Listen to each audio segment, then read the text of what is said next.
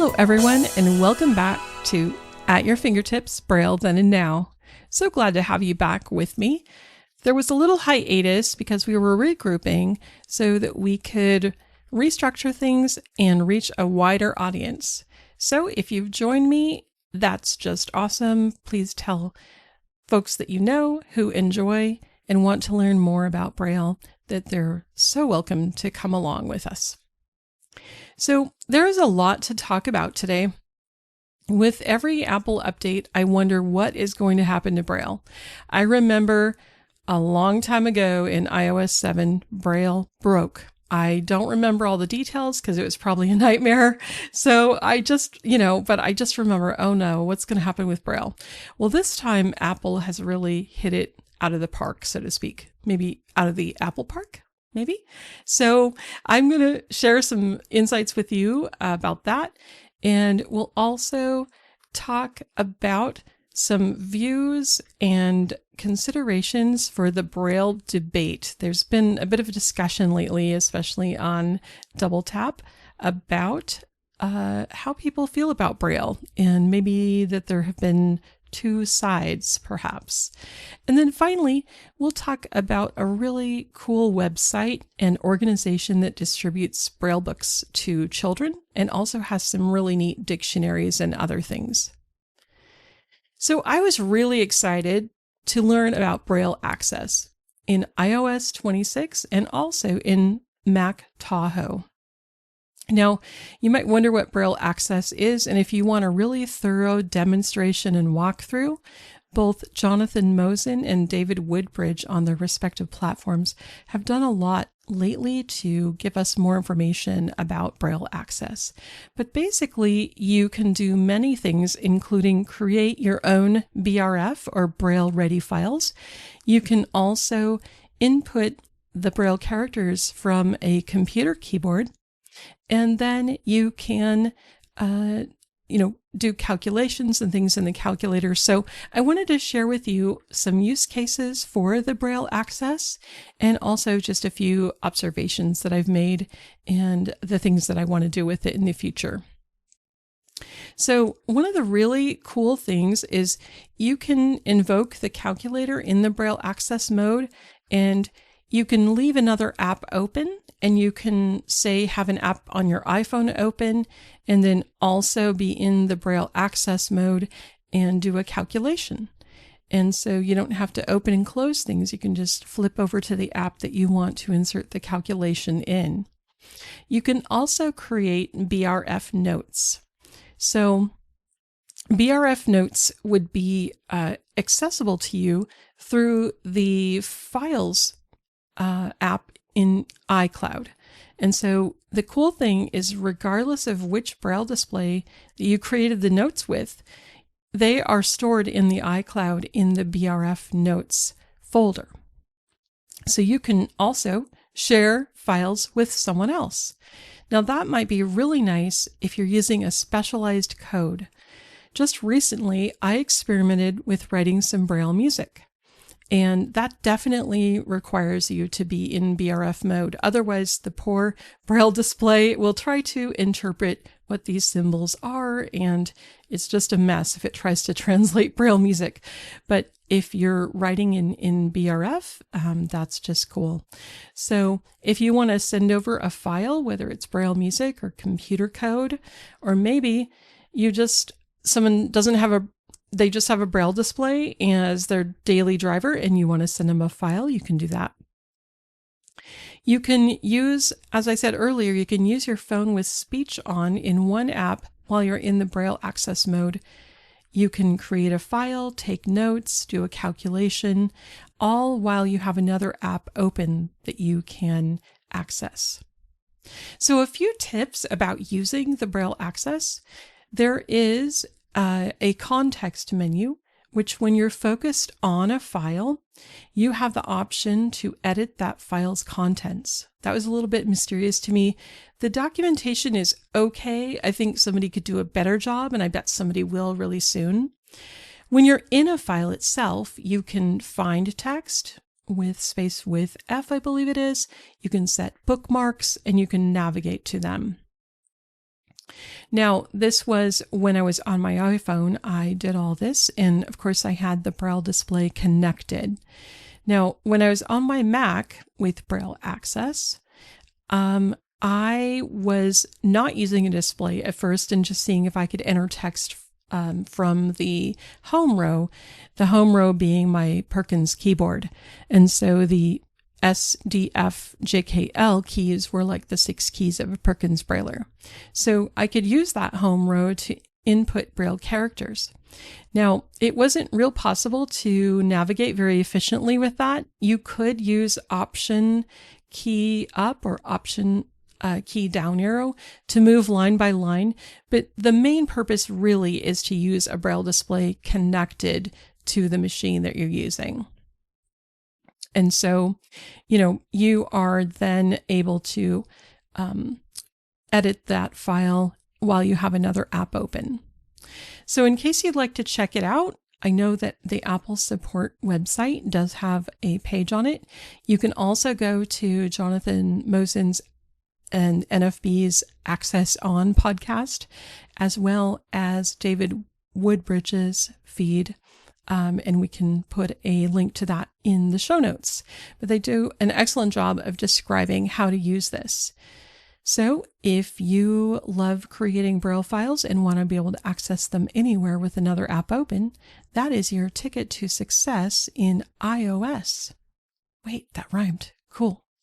Okay, so speaking of Braille materials, I wanted to highlight a really neat website, and it is seeinghands.org. So that's seeing, SEEING, hands.org. And this nonprofit organization does an excellent job of distributing books to children. And there's a way to apply for books, and they have quite a lot of Braille books. I believe some of them have pictures, and it's just really a great resource. And so if you know anyone who has a young blind reader and would like to have some Braille books, that is what they offer.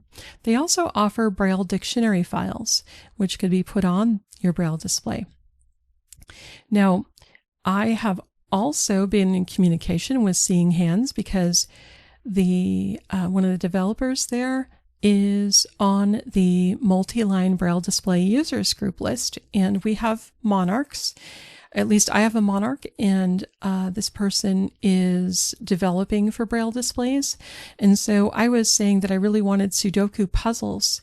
And so I created an idea really for a 9x9 grid where I could potentially have the numbers written out in the UEB math code. So the numbers are in the upper part of the cell with a number sign.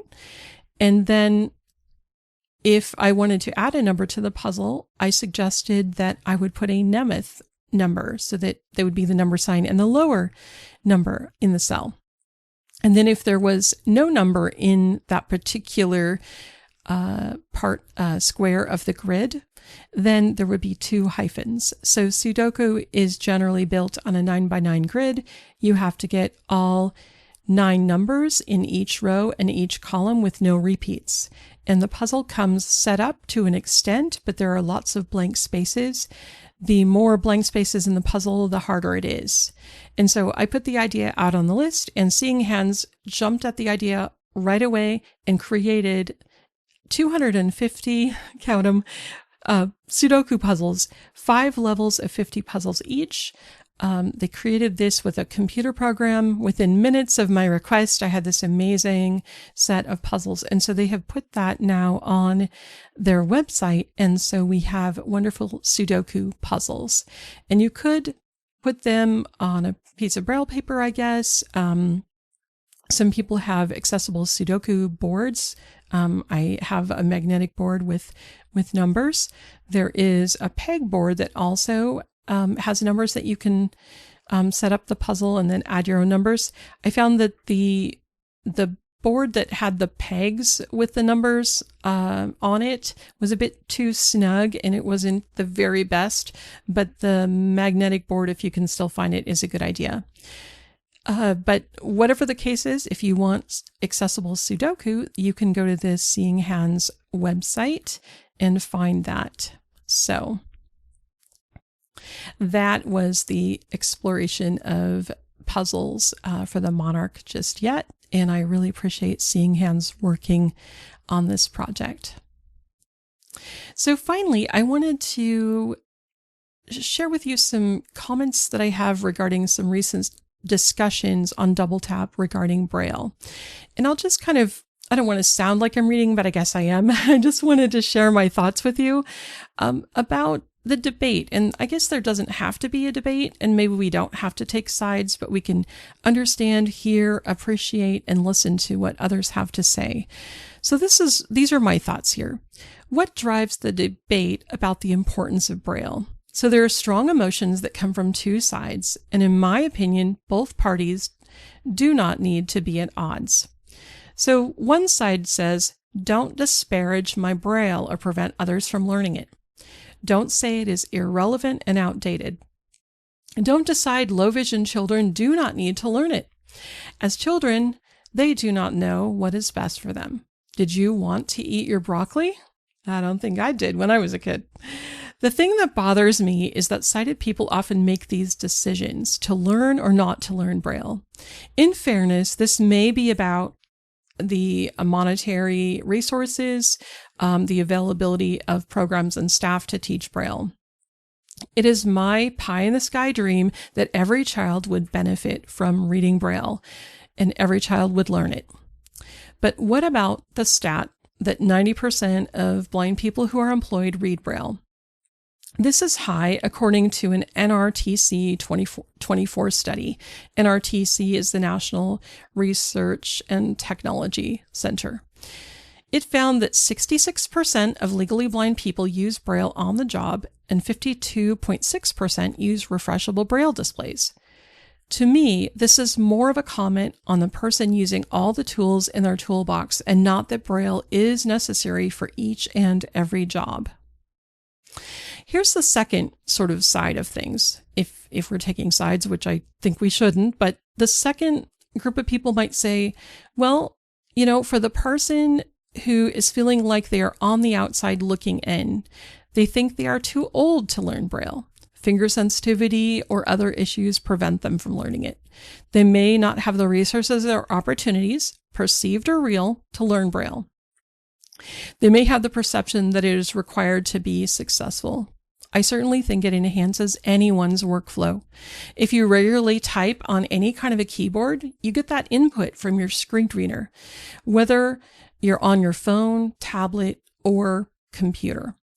With the Braille display connected to the computer, you can get a quick handle on formatting of text, extra spaces, for instance, spelling, punctuation, and you can read specialized material more easily, like math and computer code, and of course, anything that uses those, including spreadsheets.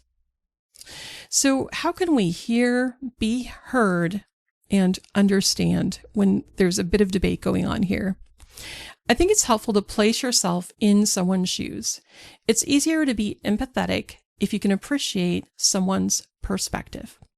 I always hate to break it to someone that their finger sensitivity just doesn't allow them to read Braille, because when they come to me for an assessment, they are often so hopeful. I always emphasize all the wonderful tools that they can avail themselves of and that can be used to read and label things. I encourage anyone who wants to learn and who can to do so. Reading Braille is a continuum that starts with the alphabet and numbers, enabling someone to read labels and signage and elevator buttons, and you can progress all the way to the possibility of reading books and magazines, and using a refreshable Braille display, as I am right now, to read this content. On the other hand, for those that think their Braille is being tread upon, no good for the dots if it's being trod upon, the best way, in my opinion, to herald this is to keep emphasizing all the ways in which we can use it. How about a menu at a recent restaurant? I went into a restaurant recently and I asked for the Braille menu because I knew they usually had one. The server didn't even know there was one available. When she checked, she found out it was being updated. So I was appreciative of her going to check for me, and I also appreciate that they're going to update a menu. So, appreciating a Braille business card when it's handed to you, that's a great thing too. I guess the bottom line is Braille enthusiasts like me want to use, preserve, and promote Braille in as many places as we can. But for those for whom it is not a good fit, they need not to feel bad that they are not able, for whatever reason, to use this tool. In a recent visit from some of our clients who are new to our agency, I had a little table and a presentation, very short presentation set up, and it was kind of like Braille devices across the ages, and this really made an impact. On one end of the table, I had a slate and stylus as I explained how Louis Braille developed the code and how he used this tool to write the first Braille dots in his code. Then we had a Perkins Brailler, we had a Braille display, and then we had the Monarch. The demo of me reading The Wizard of Oz and sharing the tactile graphic of the Eiffel Tower on the Monarch were a hit. One attendee had even visited the Eiffel Tower, and she was thrilled when I placed her hand on the picture. With the presentation of these tools, I found that I was left with the thought that the people that saw this in action were encouraged by possibilities and the hope that goes such a long way. So in closing, I just want to mention that we can all live peaceably together. We can consider what literacy means. We can offer the tools that we have, and we know that we'll find just the right fit for everyone and try to provide as many opportunities to learn Braille if that's what someone is able and willing to do. So thanks so much for joining me today for At Your Fingertips, Braille Then and Now. Please be sure to tell others about the show. And if you have any feedback for us, you can get in touch at feedback@unmute.show.